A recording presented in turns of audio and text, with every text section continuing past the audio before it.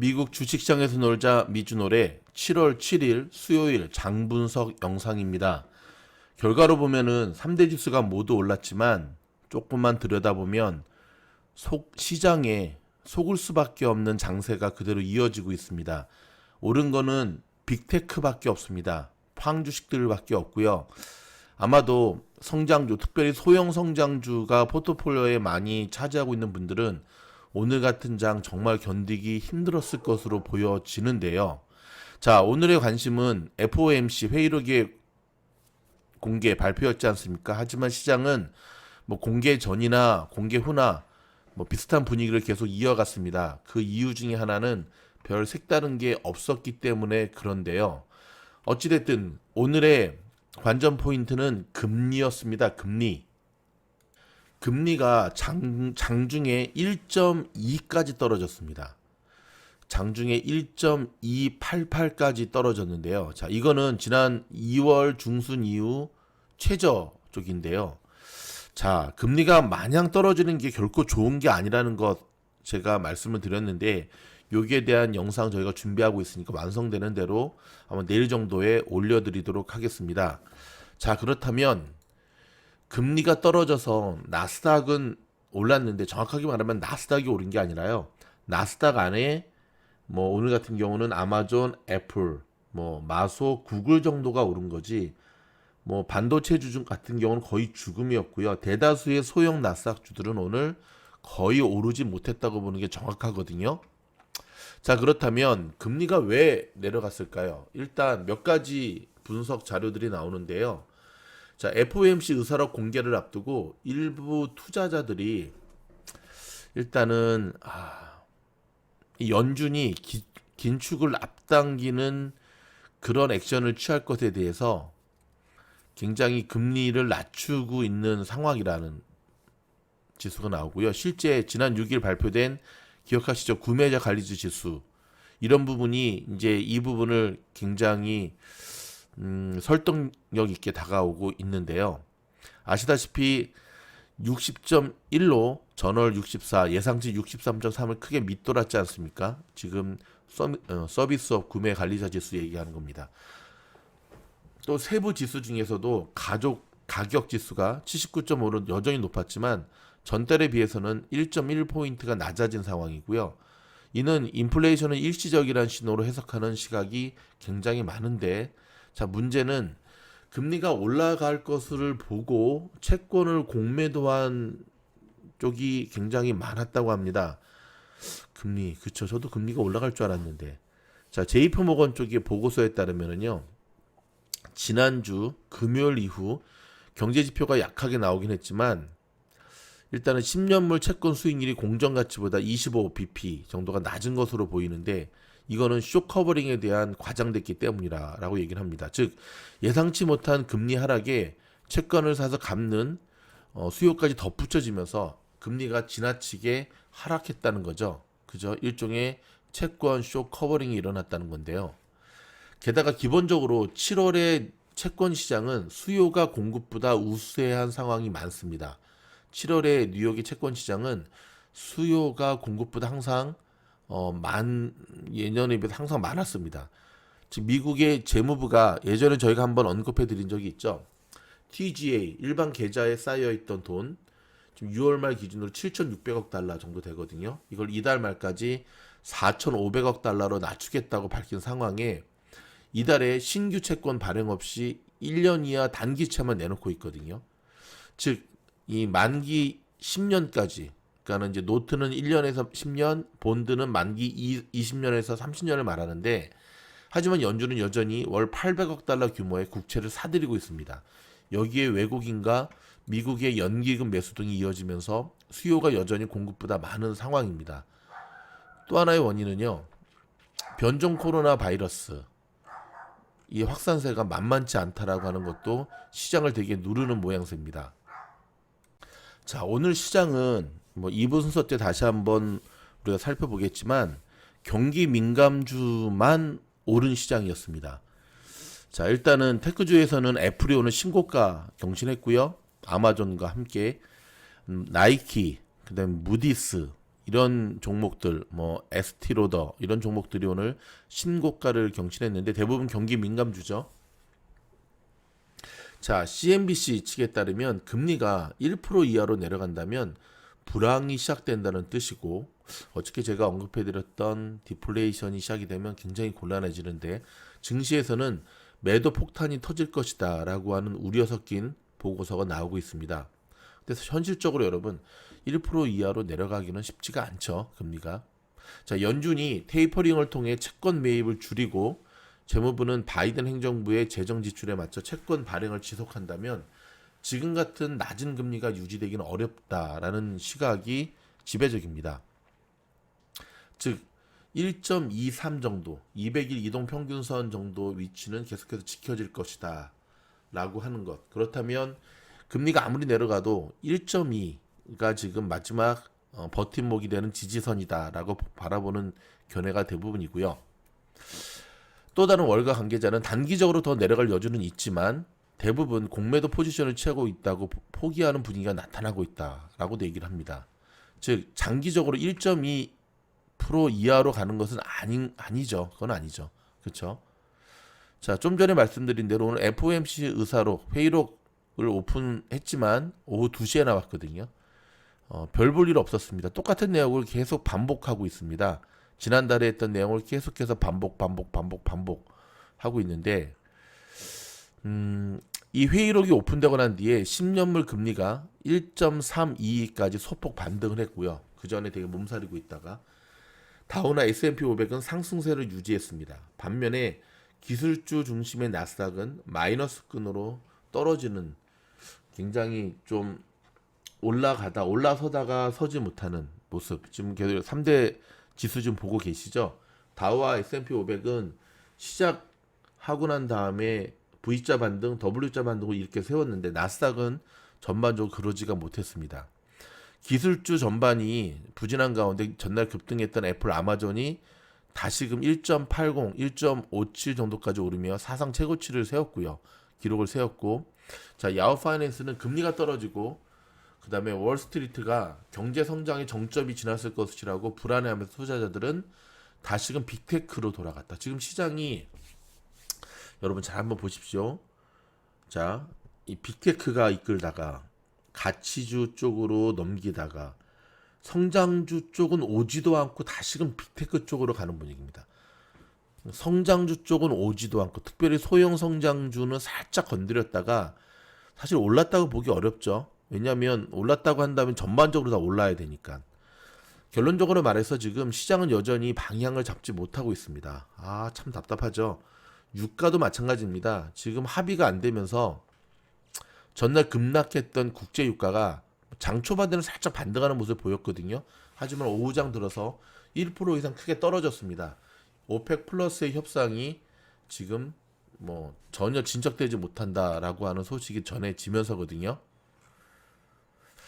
여러분 여전히 시장이 이렇게 방향성 없이 흘러가게 되면 사실 시장이 가장 싫어하는 겁니다. 차라리 폭락장이 오라는 겁니다.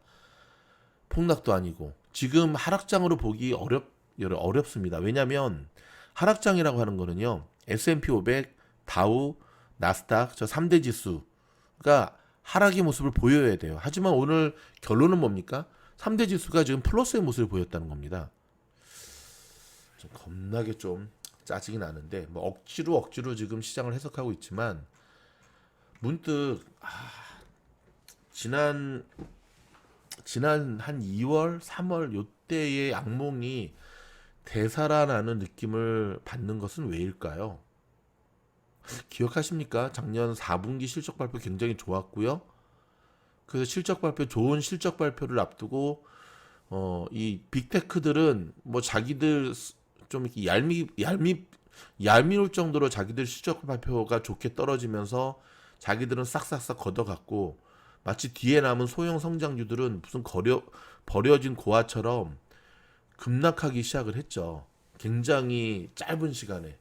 여러분 오늘 팔란티어의 모습을 보면 저는 올 초의 모습이 그대로 지금 이어지는 것이 아닌가 좀 답답한 마음인데요. 자, 여전히 시장을 지금 내리누르고 있는 금리라고 하는 것. 자, 근데 또 여러분 빅스는요. 이럴 때는 빅스가 오르지가 않고 있어요. 자, 요 자세한 것 여러분 다음 영상에서 바로 잠깐 쉬었다가 뭐 또 끊습니까? 그냥 이어서 하겠습니다. 잠시 전하는 소식 듣고 돌아와서 바로 이어지도록 하겠습니다. 한국에서 대박난 상품 서울 시스터즈의 김치 시즈닝 소개해드립니다. 일본 제품 시치미를 누르고요. 정말 해외에서부터 먼저 인정받은 제품인데요. 모든 음식에 뿌려 드시면 정말 맛있습니다. 캠핑 가실 때나 주문한 양념통닭, 아니 일반 통닭이겠죠. 그냥 지금까지는 소금, 후추, 고춧가루 여러분 이제는 더 이상 가지고 다닐 필요 없이요. 이 제품 하나면 삼겹살에 뿌려 드셔도 좋고요. 튀김에 뿌려 드셔도 좋고요.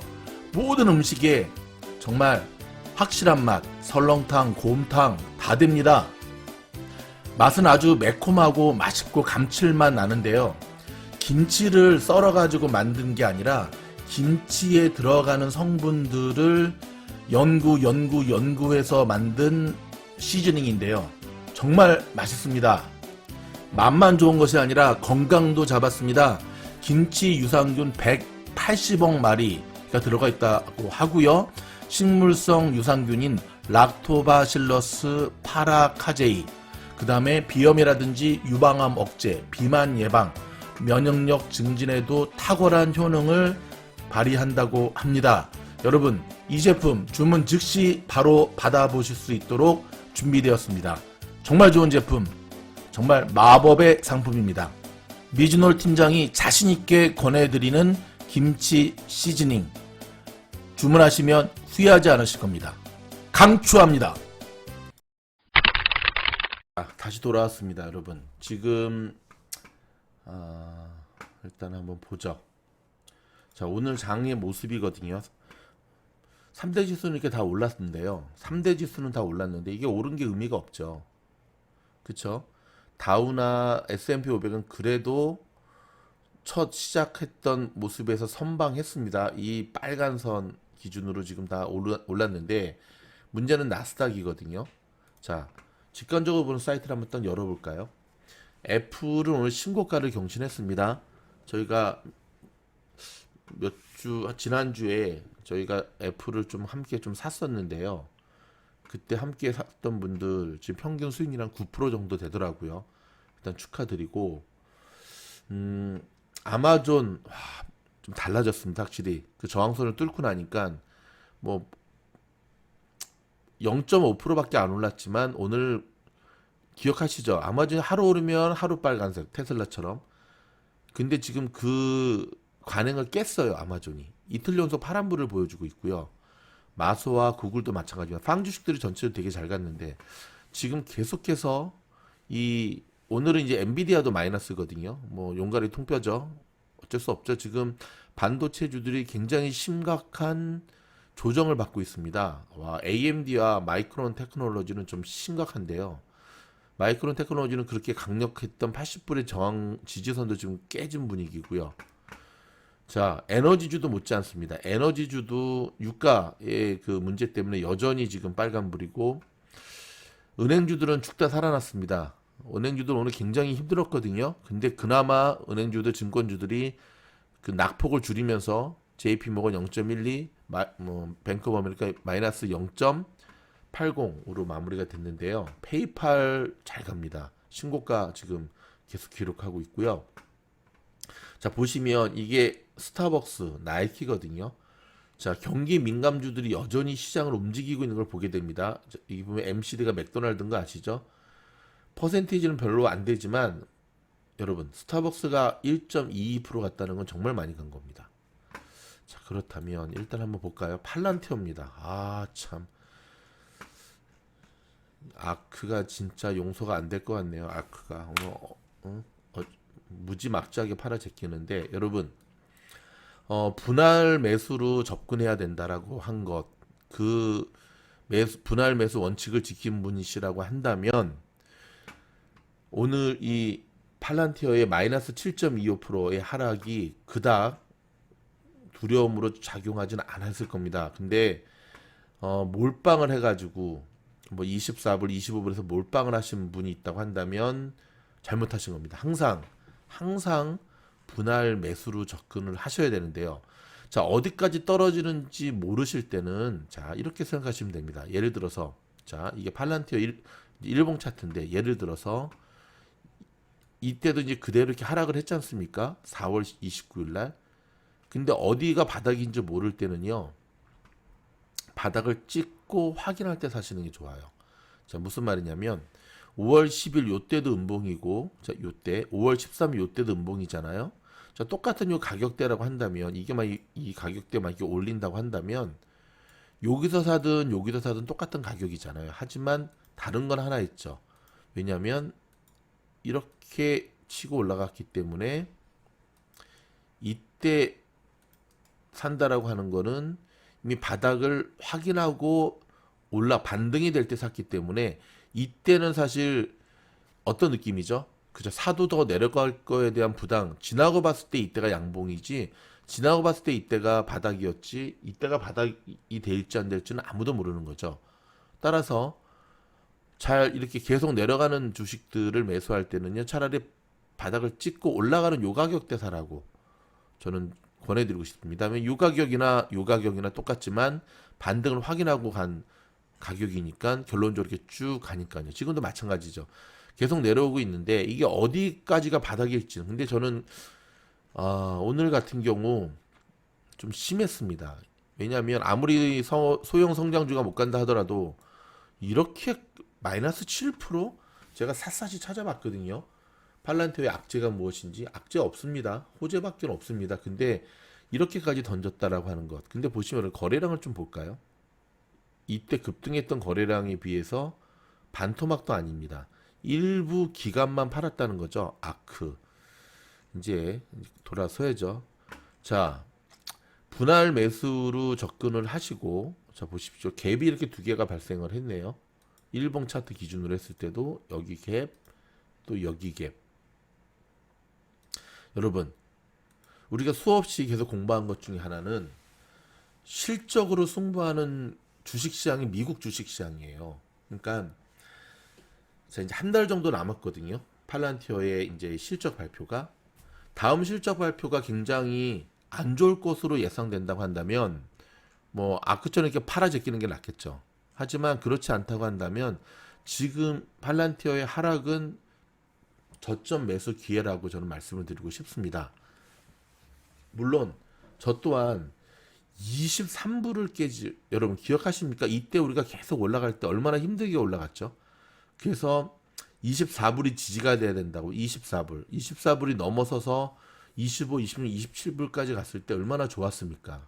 그러니까 근데 이렇게 맥없이 그 어려운 물량들을 다 받아내고 올라가 놓고선 24불도 아니고 뭐 25불도 아니고 24불도 아니고 23불이 깨졌다라고 하는 거는 자, 일봉봉 차트로 봤을 때 뭐 지도 좀 양심이 찔렸던지 애프터마켓에서는 그닥 좀 치켜 올렸는데 그래봤자 0.31%입니다. 별 의미가 없죠. 근데 이거는 좀 심합니다. 지금 보십시오. 이게 팔란티어 1분봉 차트거든요. 오늘 하루 종일 움직였던 과연 팔란이가 어떤 잘못을 했길래 이렇게 움직였을까요? 묻고 싶습니다. 테슬라도 굉장히 비슷한 모습이 보십시오, 여러분. 테슬라가 지금 안 좋아요, 안 좋아. 뭐가 안 좋냐면 보십시오. 요 박스권에서 놀다가 급기야 박스권을 이탈해서 하방으로 지금 곤도박질 치고 있습니다. 지금 방향 자체가 올라가지 못하고 지금 밑으로 꺾이는 모양새거든요. 자, 60분봉 차트로 본다면 더 확연히 드러나죠. 이게 테슬라인데 계단식 하락의 모습을 보여주고 있습니다. 끌어올릴 만한 좀 이렇게 분위기를 반전할 만한 호재가 없다는 게 더 저는 큰 문제인 것 같고요. 이런 와중에도 여러분 보십시오. 타겟 오늘도 플러스 타겟 잘 가죠. 비슷합니다. 나이키랑 보십시오, 여러분. 나이키는 뭐 어제 오늘 뭐 음봉 빨간불로 뭐 바뀌기는 했지만 그래도 기어코 자, 1분봉 차트를 보면 장중에 나이키가 어떻게 움직였는지 보십시오. 하락합니다. 얘도 하락했을 때는 빨간 음봉이에요. 근데 반드시 역전해서 올라오더라고요. 이 시장을 끌어올리더라고. 어저께도 똑같았습니다. 하락했죠? 끌어올렸죠. 그쵸? 오늘도 똑같았습니다. 어저께랑 좀 일찍 빠졌지만 끌어올렸습니다. 나이키, 뭐 스타벅스, 그 다음에 타겟, 다 어떤 종목이죠? 경기 민감주죠. 자, 3대 지수 한번 볼까요? 지금 뭐 개별 종목은 의미가 없고요. 소형 성장주들은 오늘 기본적으로 다 5% 이상 빠졌습니다. 지금 보시면 S&P 500만 볼까요? 일봉으로 보겠습니다.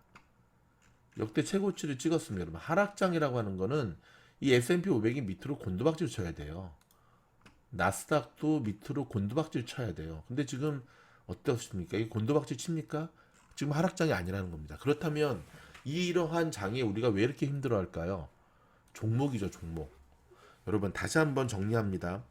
추세에 역행하는 종목들을 사시면 절대 안 돼요. 추세의 역행. 지금 시장은 다시금 팡주식 중심으로 시장이 움직이겠다라고 하는 시그널을 계속 보여주고 있거든요. 팡주식, 그 다음에 경기 민감주. 유가는 결국은 합의되지 않겠습니까? 오페크 플러스. 그렇게 되면 다시 이 에너지주는 플러스로 돌아설 거고요. 인플레이션에 대한 부분. 지금 당장은 금리가 그렇게 되지만 일시적인 것 뿐이죠. 여전히 저는 연말까지 우리가 투자하는, 사실 반도체라든지 은행주들은 연말까지 가야죠. 이 매도 포지션을 연말까지 지켜보며 들어가야 되는 게 정확하겠죠. 돌아설 거라고 저는 예상을 하는데, 시장 자체가 지금 방향성을 잃어버리면서 정말 왔다리 갔다리 오르락내락 하고 있기 때문에 이 방향성을 잡는 게 굉장히 중요하고요. 방향성 잡히고 들어가는 게 굉장히 중요합니다, 여러분. 빅스 한번 볼까요? 보십시오. 어저께까지만 하더라도 빅스 윗골이 달린 양봉이 나왔거든요. 근데 오늘은 윗골이 달린 음봉이 나오기 시작했습니다. 자, 내일 장이 좀 기대가 되는데 뭐 멘탈이 단단해지고 있습니다. 자, 지금 보면 어저께랑 또 분위기가 틀리죠. 이제는 선물시장도 다 조정을 받고 있습니다. 여기가 다 빨갛습니다.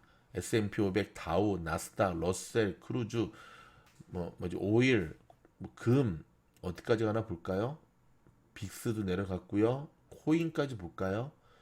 비트코인도 지금 다시금 마이너스 4%, 33292. 지금 전반적으로 다 조정을 받고 있는 모양새가 선물시장이 되고 있는데, 그렇다면 내일 뭐 선물시장이 반등하면 모를까. 근데 요즘은 여러분 선물시장이 반등한다는 게 큰 의미가 없는 것 같아요. 선물시장의 반등이 주식시장으로 그대로 연결되는 것도 지금 드물고, 선물 따로 주식 따로 움직이는 분위기인데, 그럼에도 불구하고 선물시장이 내일 장이 시작될 때까지 어떻게 움직이는가를 우리가 좀 지켜볼 필요가 있습니다. 여러분, 가는 놈이 계속 가는 장세, 그쵸? 가는 놈이 계속 가는 장세. 좀 일종의 여러분이 투자 매매에 있어서 좀 결정과 결단을 내리셔야 될 것 같아요. 그러니까 이제라도 엔비디아라든지 애플을 옮겨 타야 되는 것이 옳은 건지. 근데 확실한 건 하나는, 오늘까지 보여준 시장의 시그널은 소형 성장주로의 손바뀜은 건너뛰고 다시금 빅테크 중심으로 시장이 움직이고 있다는 건데, 뭐 내일이 목요일이잖아요. 내일이나 목요일 이틀 중에 하루 뭐 소형 성장주 확 올라간다 하더라도, 뭐 팔란티어가 마이너스 7이 넘게 빠졌는데 7% 올라간다 하더라도, 글쎄요, 그게 어떤 의미일까요? 그게 어떤 의미일까요? 지금 시장에 투자자들이 지금 제가 이렇게 말하는 그런 뉘앙스처럼 기대감이 사라진다는 것만큼 위험한 게 없거든요, 여러분. 뭐 올라가면 뭐해? 이렇게 많이 빠졌는데. 뭐 한 5% 올라가면 뭐해? 7% 빠졌는데. 이렇게 되면 사람 어떻게 되죠? 심리전인 주식시장에서 사람들이 시장에 대한 기대치를 잃어버리게 되면 그때가 진짜 폭락장이 오게 되거든요. 지금 마이클 버리는 계속해서 폭락장이 온다라고 경고하고 있는데, 자, 여러분, 쉽지 않은 장이지만 매일매일 우리가 꼼꼼히 살피시면서, 그쵸? 기억하십시오. 추세에 역행하는 종목을 하시면 절대 안 됩니다. 근데 이미 과거에 결국은 사서 손절매도 못하는 종목들이 있잖아요. 그렇다면 할 수 없이 존버를 할 수밖에 없죠. 그럴 때는 기억하십시오. 짧게 뭔가 승부를 던지려고 그러면 안 되고요. 뭐 소형 성장주도 언젠가는 올라가지 않겠습니까? 그렇죠? 그렇다고 한다면 호흡을 길게 가져가면서 복구한다는 계획으로 가셔야 됩니다. 이게 호흡을 길게 가져가지 못하면 계속해서 레버러지 종목이라든지 뭐 페니 주식, 급등주만을 찾게 되는 그러한 실수를 범하게 되는데, 그런 종목들이 지금 철저히 시장에서 외면받은 종목이라는 것 기억하시면서, 자, 내일 시장도 한번 좀 지켜보도록 하겠습니다. 여러분, 힘드신 분들 화이팅 하시고요. 이제라도 늦지 않았습니다. 항상 추세, 미주노에서 이야기하는 BP, 큰 흐름에 따라서 함께 움직여라 라고 하는 것 기억하시면 이런 시장 어렵지 않게 헤쳐나갈 수 있을 겁니다. 감사합니다.